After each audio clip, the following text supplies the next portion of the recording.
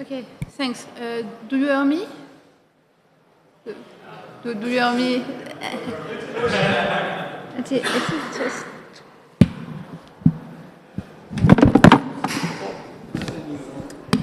Okay, I suppose it's a solution. Okay. Okay. So I'm going to present a joint work with Houssein and Mansour, which was in internship with me this year. And I'm going to talk about... Sorry. Okay, that's okay. I'm going to talk about how you can amplify context distances in probabilistic higher order language using the law of large number. So actually, it's it's a way of revisiting a relatively old work that I have done with Crubillé and Dal Lago. And so we have a bunch of results with very complicated proof. And it's here essentially the same result, but with nicer proof. So I hope you will be happy to see them. Okay, so first, let's do some, recall from the previous talk. So I'm considering an higher order language, which is any higher order language that you want, with a probabilistic choice operator. So here it's a binary fair choice, but actually you can decide that you want any possible discrete choice with a p here, rational number.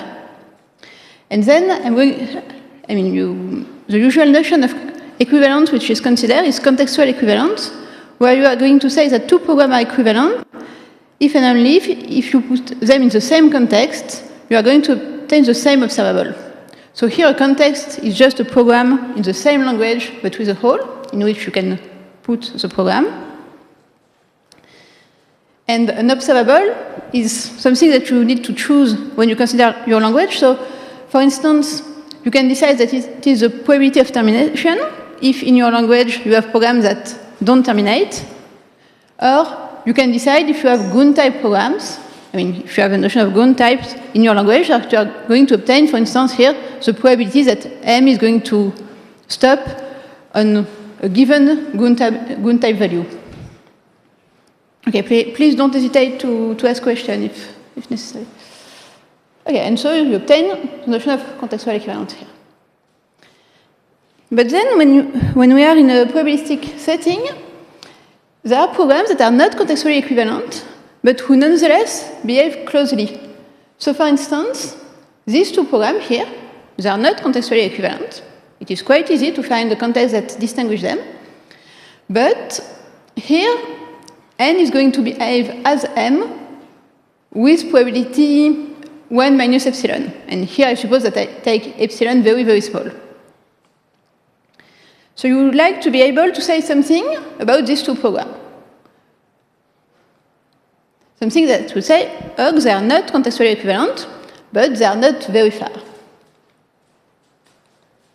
And so the naive definition would be to say, okay, since my notion of observable is quantitative, since I'm going to take something in 0, 1, probability of termination, I could take the supremum over all context of the difference in absolute value of the observable.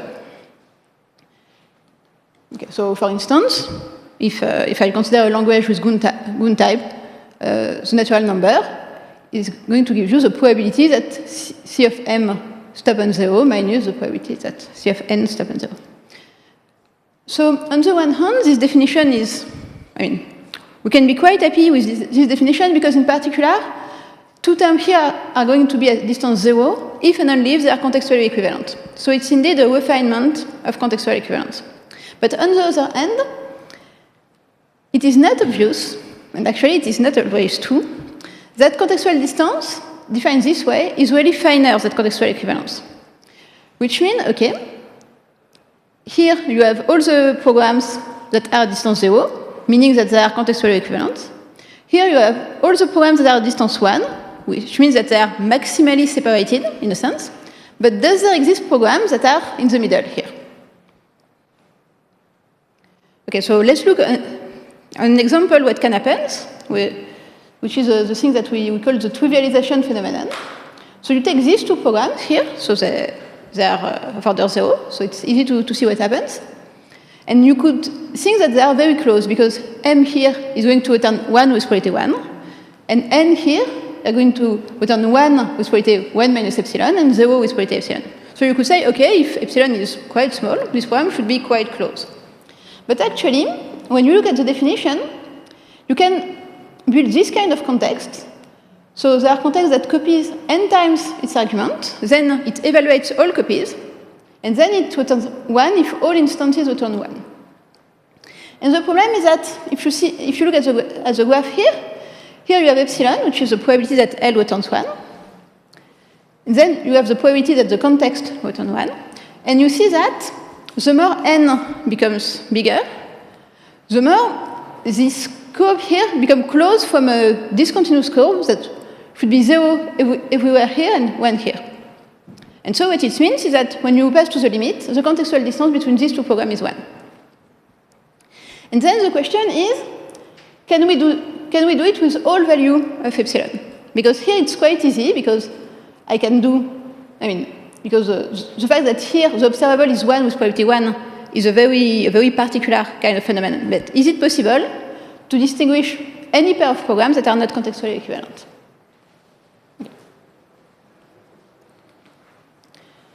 And so with Crubillé and Dal Lago, some years ago, we have two negative results that were saying that, so the first was that if all program terminates with probability 1, and that your language is reasonably expressive, so we did that in the T plus language, which is an extension of Gödel system T with probabilistic choice, then it's going to trivialize.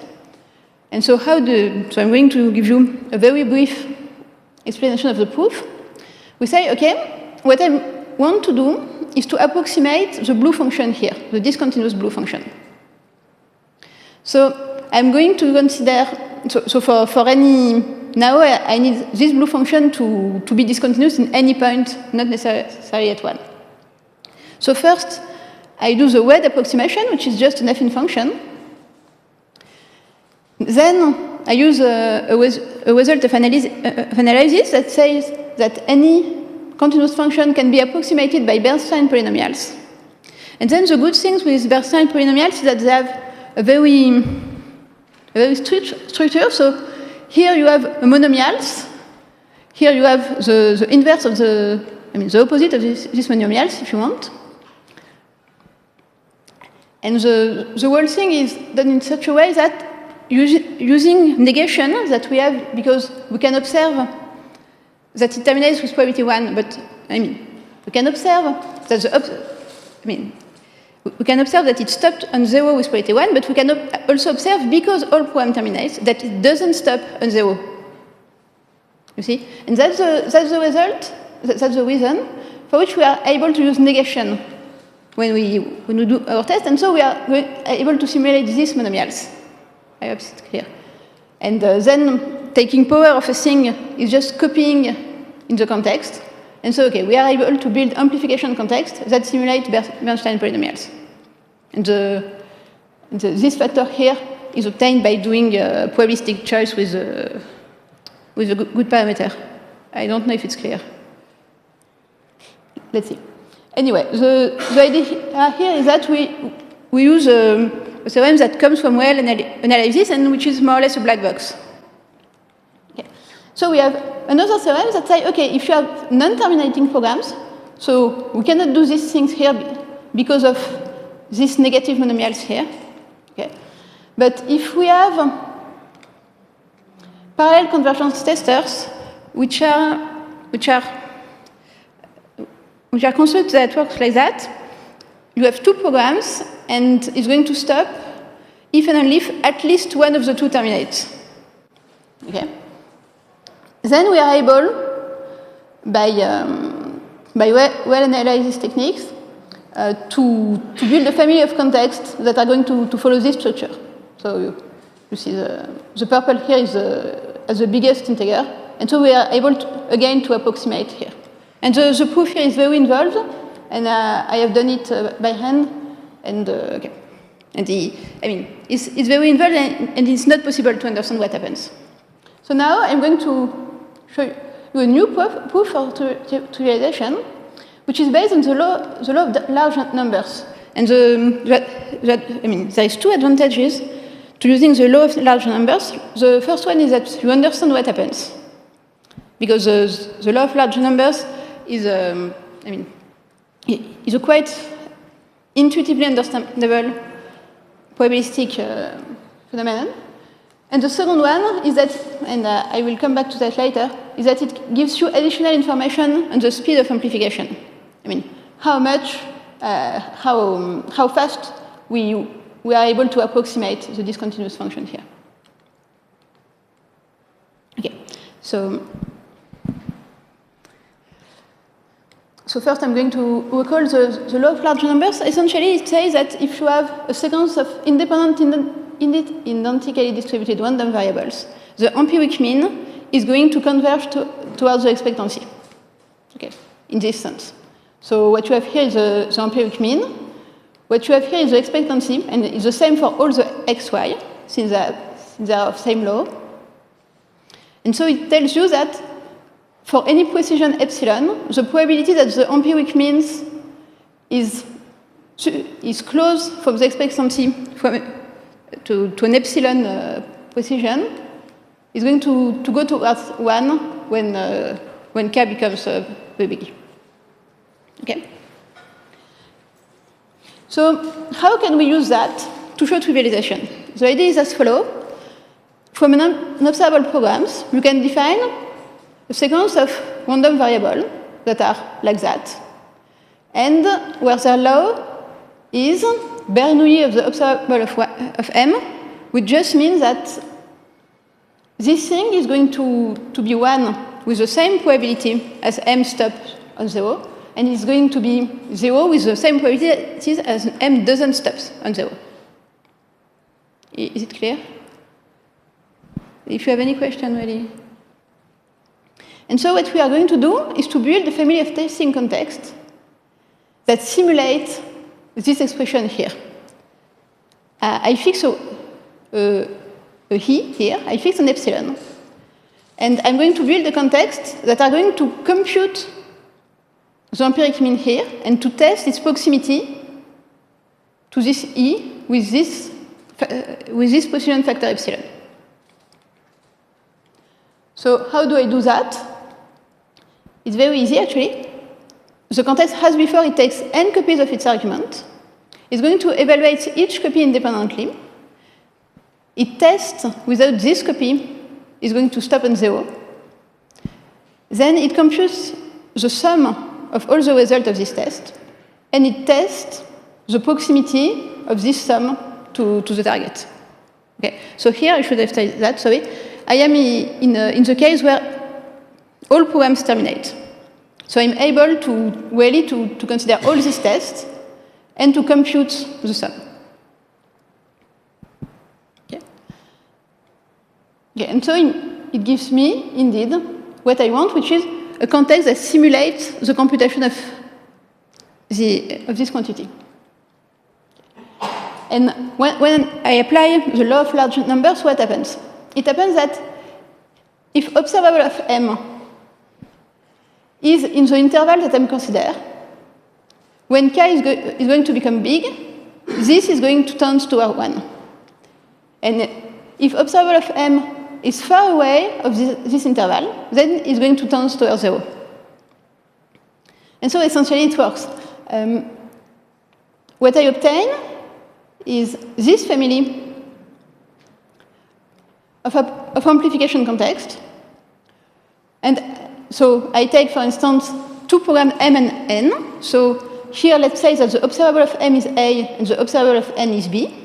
Then I fix big E. I fix E, for instance, which is A, and epsilon, which is such that B is not in the interval here. And then I can compute the quantity here, and I obtain this curve here. So actually, I'm not really, I'm cheating, because this curve here are not really this value here.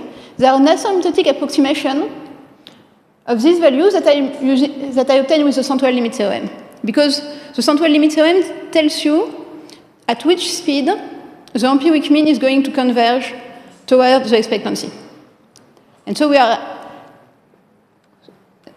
are able to obtain not only that this family, I mean the family here, is indeed a family of amplification contexts that do what I want, but also an easy to handle estimation of the speed with which it happens. Okay, so now what happens if all your programs don't terminate? And okay, it becomes complicated.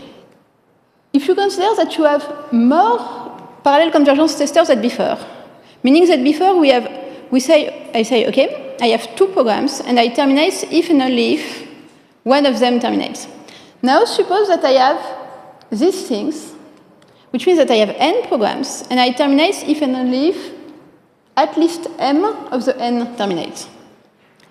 Then I am able to do essentially the same thing by saying, okay, I'm not forced here to simulate the absolute value, because essentially, if I know that B is bigger than A, it's sufficient to simulate this inequality. And then the parallel convergence testers here are exactly what I need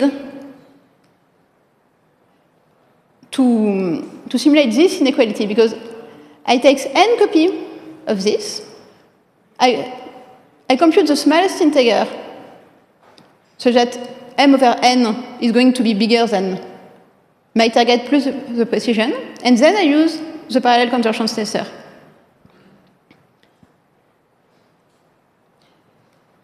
And so it means that I'm able to do the same thing, except that here I was testing the absolute value, and here I'm just testing an inequality, but it's enough to obtain the approximation.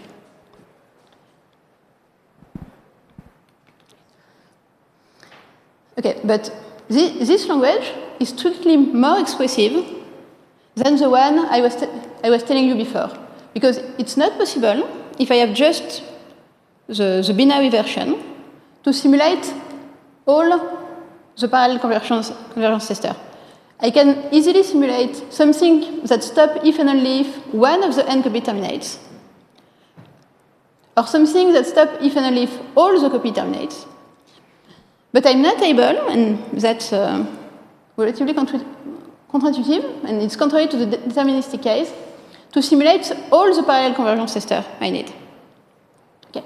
And it seems difficult, if I have just the two-hour convergence tester, to be able to find a more elegant proof than the one we have with O.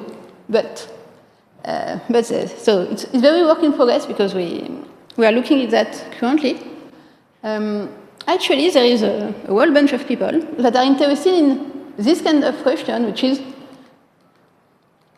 okay, let's say that like that. So what is threshold theory? Threshold phenomenon, globally, is when the probability for an event is going to change sharply for a slight change of an underlying parameter. So more formally, let's suppose that I have a function with a vector of Boolean in input, and then I give it a random input. So I look to this function where I take x, which is a parameter in 0, 1, and I compute the probability that f, when I give it as input random variable of flow Bernoulli of x, is going to be 1. So Bernoulli of x is 1 with probability x and 0 with probability 1 minus x.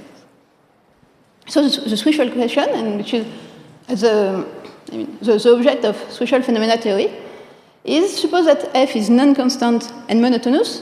We say that this things of 0 is going to be 0, and this things of 1 is going to be 1. But which is the width of the windows where f hat goes from almost 0 to almost 1. Okay. And it's a very active field, and I have I find a very useful survey here. And the impression I have is that the proof we have with the Go for the remaining case become essentially a direct consequence of the result here, of the well-known result, which are explained in this survey.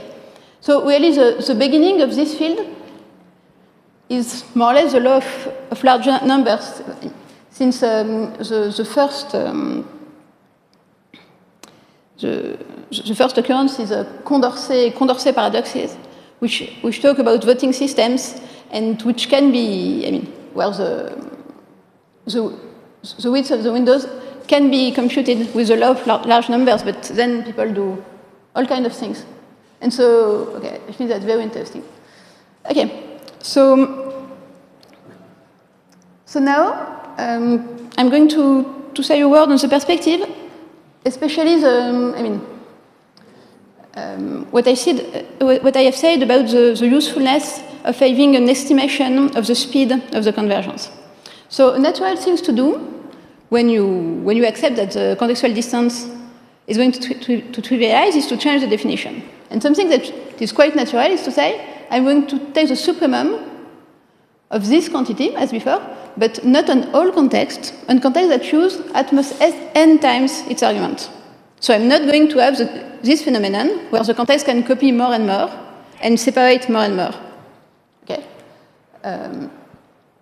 And what our testing context gives us is a lower bound on the growing speed of this quantity.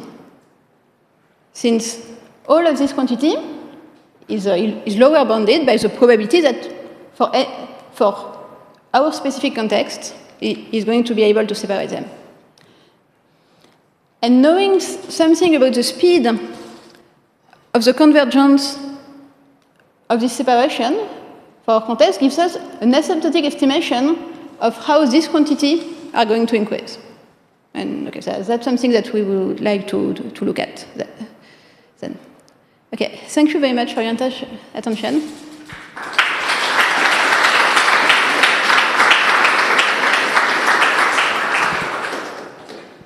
Question. Okay, thank you. We have time for some questions. So I'll ask the question first for context in this work. So you gave some examples of trivialization theorems. Could you give us are there known examples of non-trivialization theorems? Yes, but if you take, for instance, the n-type lambda calculus with, here, if you have a language that doesn't terminate and you don't have any parallel construct, yeah, essentially you are going to be able to have example. But it's not obvious that it is that interesting. What I think is that this example, this trivialization in these cases, is sufficient to say that it is not the good definition. Yeah. Because it doesn't seem a good definition if you are not able to say that two terminating programs are distance 0 or 1. Even if there are cases where you can build non-terminating programs that... Yeah. And the idea is really the problem is this, if you're unrestricted like this, nonlinear, then you can basically amplify this probability. Even if they're similar with very low probability, since you can observe them many, many times, you can amplify, you can change that probability to go all the way up to 1, basically. Yes. So it seems to be more applicable to linear type systems, maybe. I'm not sure I understand your question, but I think that's more or less the idea here, right? Yeah. That okay, if your question is what's the interest to have two proofs of the same result, I don't know, but I think it really gives us a better understanding that we have before of what it is more or less inescapable to have the trivialization phenomenon, because it's just the law of large numbers. Mm-hmm. Yeah. Okay. I don't know if I have answered the question. Well, sure. Sure. Sorry. Okay, are there any other questions? Sure. Use the microphone in the center here. So, would you really need the central limit theorem and not the very ascend theorem? Because the central limit theorem is still mostly qualitative in terms of convergence speed. And really, you need to go up to the very ascend theorem to have really bound on the distribution convergences. Sorry, could you repeat? So, are you exploring the central limit theorem or more the very ascend theorem in terms of convergence speed? For the convergence speed, I think it's sorry. In order to have an asymptotic estimation, I think the central limit theorem is enough. It depends on what you want to estimate. The central limit theorem mostly done the shape of the fluctuation around the mean, but not really a convergence speed of the probability distribution. Yes, but it's a fluctuation around the mean that it's interesting for me. Okay, thanks. Because, I mean, that's exactly the fluctuation around the mean that I'm computing, I think. Okay. Guillaume? Thanks. I've got a naive question about how much the proof is dependent of the evaluation strategy. Does it have to be really in call by name or in call by value? Could it still work? So here it's in call by value. And the point is that in call by name, if you have a typed language, you need to do something. I mean, for instance, if you have a natural number, if you want to have a reasonable if then else, you need to have some call by value phenomenon for the integer. For instance, you would like to be able to say if x, then do something that depends of the value of x that you have computed. And if you are strictly call by name, if you want to say if x equals 0, then do something else, then I want to test between 1 and 2, for instance. In strictly call by name paradigm, it's not going to work because the next time you obtain x, you are going to evaluate it again, and you are not sure to obtain the same value. So, I mean, and that's something that have been said, by, for instance, by Thomas Erhard and all in their paper about probabilistic PCF, is that you need to have some kind of call by value behavior on the natural number. And that's exactly what we use here, which is that we are able to take n copy of its argument, and then we can compute function on the value that we are going to obtain here. I mean, really on the value. We don't evaluate again the copies each time that we want to do a numerical operation here. But apart from that, call by name, it's okay. You just need some kind of call by value for natural number. Thanks. Okay. If Brianna, the next speaker, can come and get set up, we maybe have time for one question while she's setting up. No? Otherwise, then let's thank Raphaëlle. Thank you.